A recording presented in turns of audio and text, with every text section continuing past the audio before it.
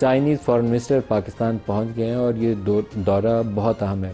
کو پاکستان کے چائنا کے ساتھ تعلقات کی قربت اتنی زیادہ ہے کہ اس میں کوئی دراڑ کا کسی کو شائبہ نہیں ہوتا. لیکن دوبارہ چائنیز فارن منسٹری کے جو اسپوکس پرسن ہیں انہوں نے آئرن کلیڈ بردرز پاکستان کو دوبارہ قرار دیا.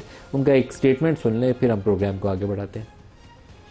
Foreign Minister Wang Yi's second visit to Pakistan in 3 years and the latest high-level exchange between China and Pakistan following recent meetings and visits. China and Pakistan are ironclad friends and all-weather strategic cooperative partners.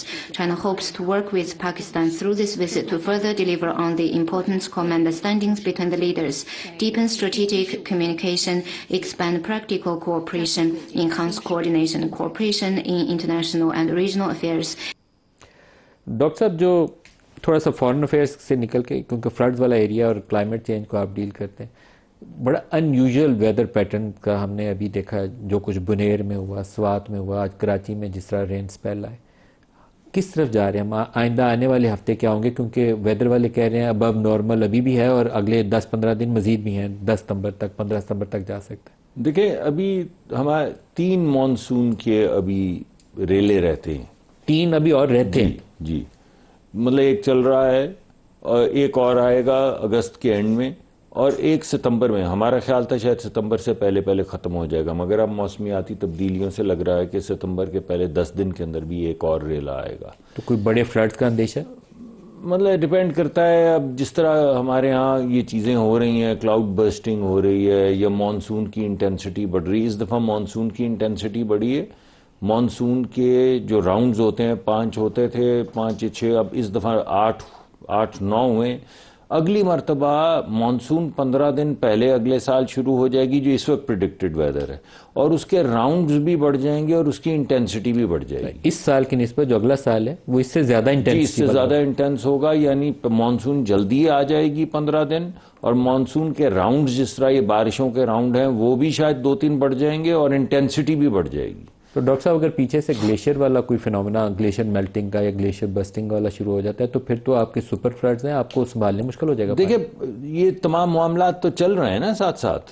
ابھی کوئی ایسی بات تو نہیں ہم کر رہے جو نہیں ہو رہی. اس میں کچھ دنیا کا بھی دوگلا پن ہے, کچھ ہماری اپنی بھی کیپیسٹی کے مسائل ہیں. صرف دنیا کا دوگلا پن نہیں. میں دنیا کا دوگلا پن آپ کے سامنے رکھ دیتا ہوں, پھر اپنی کیپیسٹی پہ بات کر لیتے ہیں. دنیا کا دوگلا پن یہ ہے کہ یہ جو ٹیمپریچر بڑھ رہا ہے یہ اس وجہ سے بڑھ رہا ہے کہ دنیا کے 7 یا 8 بڑے ممالک جو ہیں, یہ دنیا کی 70%, صرف 8 ممالک, 190-95 جتنے ملک بھی ہیں ان میں سے صرف 8 ممالک جو ہیں وہ دنیا کی 70% کاربن ڈائی آکسائڈ پیدا کرتے ہیں.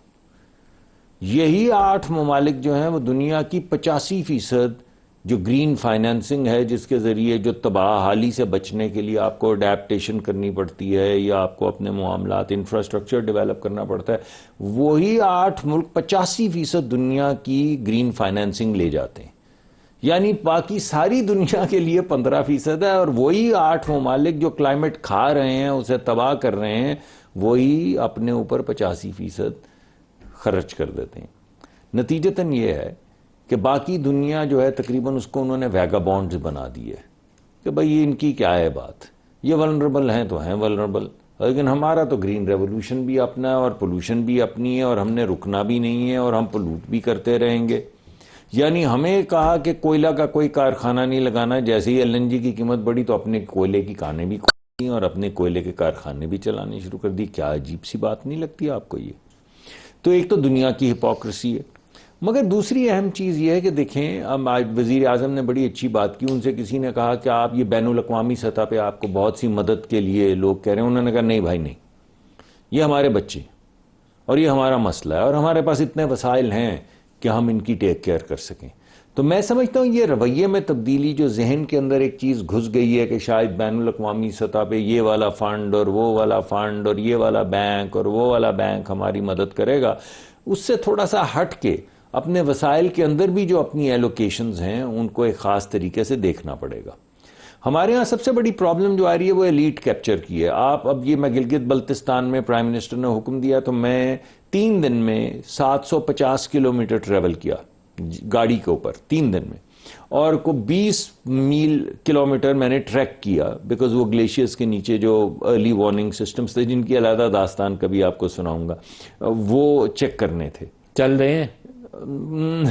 میں نے تبھی کہا کہ دوبارہ آپ کو داستان سناؤں گا. اس کا مطلب ہے وہ فارغ ہیں سارے. دیکھیں فارغ تھے، آپ کچھ جوڑ دیے. اکتوبر تک وزیر اعظم نے کہا ہے کہ سب جوڑیں اور سب چلائیں. 2017 سے یہ پروجیکٹ شروع ہوا ہے، 2025 آ گیا ہے. 2025 میں 12 لگے ہوئے تھے 300 میں سے، but they are all non اب ہم نے نان فنکشنل تھے، اب ہم نے ان کو 200 تک لے گئے ہیں، اس میں سے کچھ فنکشنل ہو گئے ہیں. اکتوبر تک انشاءاللہ سارے کر دیں گے.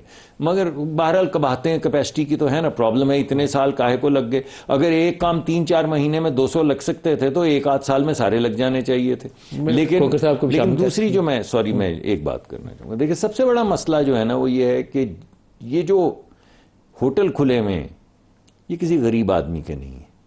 یہ جو ریزورٹ بنے ہوئے ہیں گلگت بلتستان میں یہ کسی کمزور آدمی کے نہیں ہیں، کسی غریب آدمی کے نہیں ہیں. یہ جو ملک کا ایلیٹ کیپچر ہے نا کہ پانی کے بہاؤ میں آپ اپنا ہوٹل بنا لیں چاہے وہ نیچے والی آبادی کھا جائے پوری، آپ پانی کے بہاؤ میں ایک ریزورٹ بنا لیں چاہے پوری سویلائزیشن نیچے تباہ ہو جائے. یہ ایلیٹ کیپچر تک طاقتور لوگوں کا جب تک ختم نہیں ہوگا، زوننگ نہیں ہوگی، تباہی کے راستے میں، یہ ریلوں کے راستے میں یہ ہوٹل اور ریزورٹ بننے بند نہیں ہوں گے. یہ لکڑی کاٹ کاٹ کے بیچنی، ڈیفارسٹیشن نہیں رکے گی. یہ پتھر کاٹ کاٹ کے بغیر سوچے سمجھے کہ پانی کے بہاؤ کو کیا ہوگا جب ایک جگہ سے آپ پتھر کاٹیں گے، چاہے وہ ماربل ہو، یا کاٹیں ضرور مگر سلیقے سے بھائی. مطلب پوری دنیا یہ کام کرتی ہے، مگر یہ بغیر سلیقے کے ایکسیپشنز پہ چند طاقتور لوگ جو اس ملک پہ مسلط ہیں، جب تک rule based writ of the state آپ نہیں لائیں گے آپ اس تباہی سے نہیں بچ پائیں گے.